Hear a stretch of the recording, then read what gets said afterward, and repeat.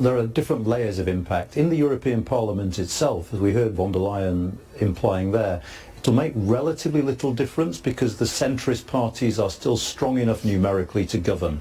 They won't need to depend on the votes of the far right, and it looks like things will continue with a few tweaks. I mean, one of the interesting things is the weakness of the Greens means I think that the sort of EU's emphasis on climate action is going to be watered down.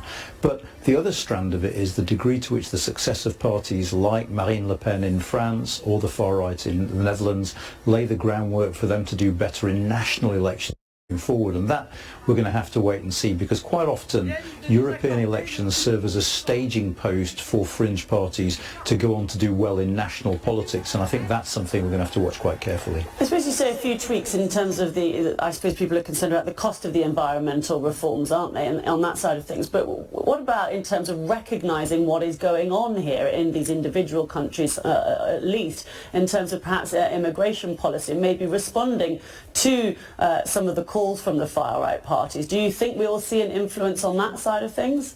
Well, to be honest, I think we've already seen it in the sense that Ursula von der Leyen's centre-right European People's Party has drifted rightwards in the run-up to these elections, not only on immigration, but also to an extent on the climate thing. So the success or the sort of anticipated success of the far right has already had something of an impact on the policies pursued by the so-called centrist parties. We've talked about the far right almost like they're a group, but they're not, are they? I mean, they don't work very well together, do they?